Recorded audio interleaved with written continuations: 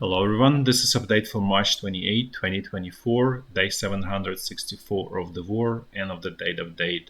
Also catch up for March 27 and 26. I'm going to start with a general strategic update and then I'm going to switch to the overview of the military situation in Ukraine. So as you can see, I am going to start with energy system, energy generation system and distribution system.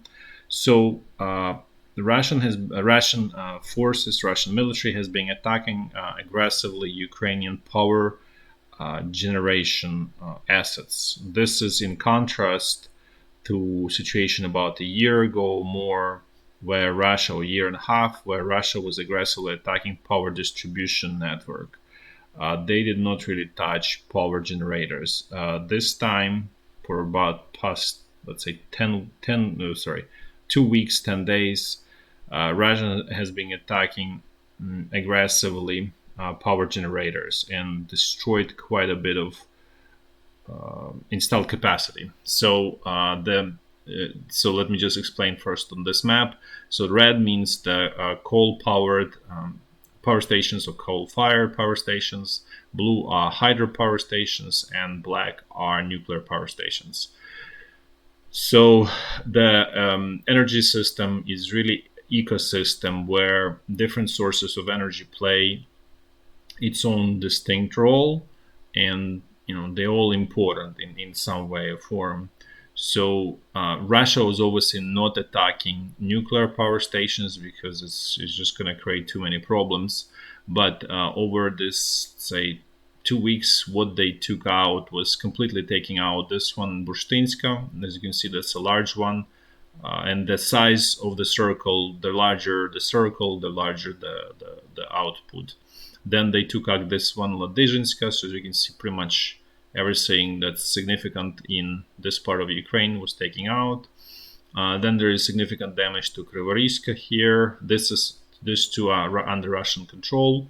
They destroyed this Dnipro HES, which is hydro. I mentioned this probably a week ago or so. This has been destroyed, Kakhovska. This was more than a year ago. Then this one almost sort of call it half or more than half destroyed. This is all Russia controlled, so this doesn't sort of help Ukraine. There is some attacks to know the exact level of damage. Zmiyivska here and partially Dnipropetrovsk. So the only one that's somewhat sort of spared is here in Kyiv, essentially. The rest is significantly damaged, and the reason it's important, as I said before, because each source of energy plays a distinct role, and nuclear power stations, they cannot vary their output easily. So they're essentially pretty steady at some base level. But because the demand for electricity varies throughout the 24-hour cycle, you need something else to smooth jumps in demand. And for that, you have this coal power stations and hydropower stations. They are excellent for that purpose, and they're also fairly cheap. Obviously, hydropower is the cheapest, let's say, relatively least ecologically damaging, but you cannot have enough of it because simply nature doesn't give you enough opportunities for hydropower. So then it's supplemented by this coal power generators or natural gas. Natural gas is definitely much cleaner, but Ukraine unfortunately is behind in this way for the same reasons Ukraine is struggling with defending itself, actually. But the point is that all of this capacity that can smooth demand and quickly ramp up or go down in output is essentially taking out. So what this really means that Ukrainian power system is extremely rigid and is not able to respond to demand as it sort of fluctuates throughout the 24 cycle. So what this really means that Ukraine then need to import a lot of electricity from Europe, from Poland, from Romania mostly, and in Europe electricity is fairly expensive. Probably Poland is on the cheaper side in Romania than, let's say, Germany, but still fairly expensive, probably 3-4 times more expensive than what Ukraine has its own, and that really undermines even further ability to sort of produce anything to continue economic life, because it's increasing your cost base, and that really goes through everything, because electricity is the most essential natural resource that you need to produce anything. So again, this really severely strategically really undermines Ukraine and its viability, especially in the long run, because as long as energy is expensive, you cannot. It's it's basically suffocating economy from all perspectives, including even military production and so on. So, and why Russia did it is probably in retaliation against Ukrainian attacks against the Russian oil refineries. And speaking about the Russian oil refineries, so there is significant damage to Russia's installed capacity, probably at the minimum 3 million tons of, say, gasoline and diesel fuel are taking out 3 million tons from the annual perspective, right? So if it's annual installed capacity is 3 million tons, at the minimum, probably could be even more, could be up to 4. I mentioned before, Russia tried to sort of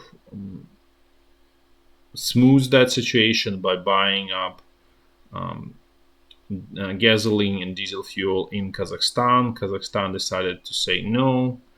They blocked. They don't sell anything to Russia. So what Russia is doing now, they switched to Belarus. This is the country up north of Ukraine, and it's essentially extension of Russia. But as I mentioned before, it's convenient for Russia to have the satellite or the country that's not completely blocked the same way as Russia is, and it's kind of like window to the rest of the world in some ways for Russia. And Belarus has 2 oil refineries. One is here, Moser, as you can see, it's very close to Ukraine, and the other one is kind of like in the northeastern part. They both produce roughly 12 million tons of, let's say, petroleum products, gasoline and diesel fuel, and they were running sort of, let's say, 75% utilization, which is roughly like a little bit less than 9 million tons. So what I'm trying to say is that these 2 oil refineries probably can have they probably have spare capacity of roughly at most 4 million tons. So this probably makes Russia sort of survive this damage, but Russia is clearly on the edge. If these attacks continue, Belarus will not be able to cover it up. As I stated, Kazakhstan is not willing to sell. So there will be real shortages, real problems in Russia. And I mentioned before, Russia already banned export of gasoline and diesel fuel, I think starting from March 1, because there were already problems and shortages. And those are more related to economic mismanagement and removing economic incentives for the refiners to actually produce. But now this is even worsened by this physical damage to the infrastructure through these attacks. And as I said before, this is example of extremely successful actions by Ukrainian side that really creates, I would say, close to existential threat to Russia, to Russian military machine. And if these attacks continue, they can truly hamper Russia's ability to continue war or to be active on the front lines.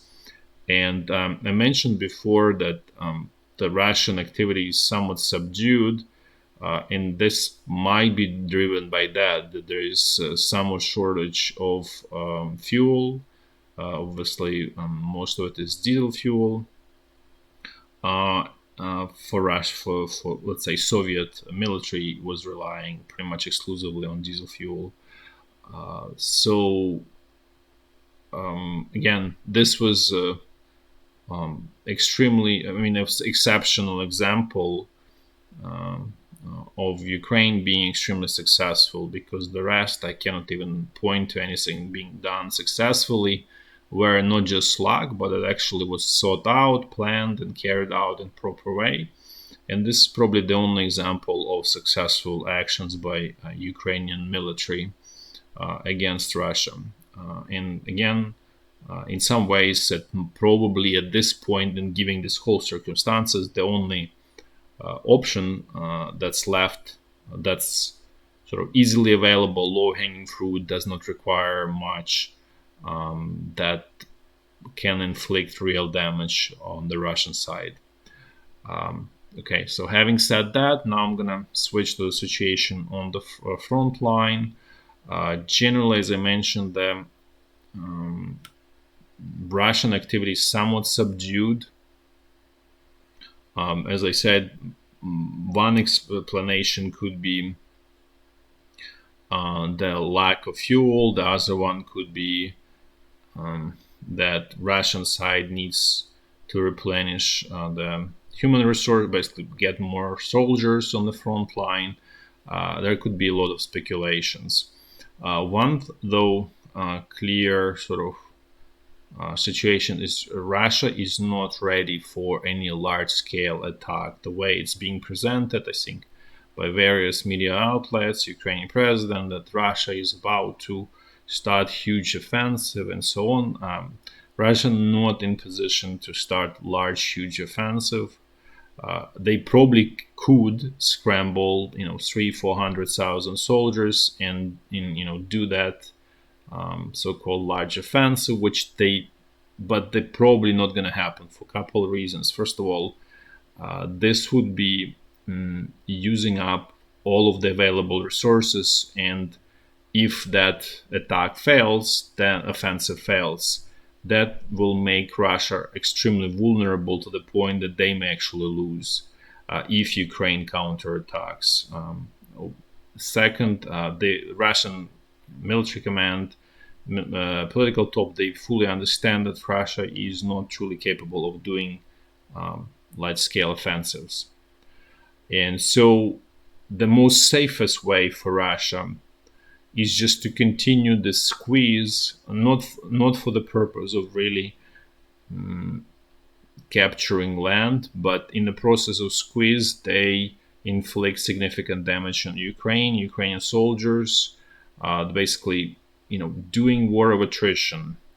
And that slowly but surely will bring victory to Russia, because Ukrainian forces simply will be exhausted, and the front line will collapse under its own weight in some ways, and Russian troops can then sort of flood into those holes without, trying to create some kind of, suicidal attacks where they're not good at that.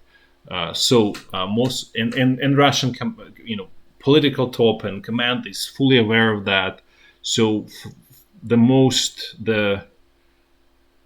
the easiest and most efficient choice for Russian side is just to continue what it is, status quo, continue this pressure, and eventually they're gonna get victory. It's just gonna take more time, but Russia is clearly prepared, and there is sort of patience there to continue the way it goes.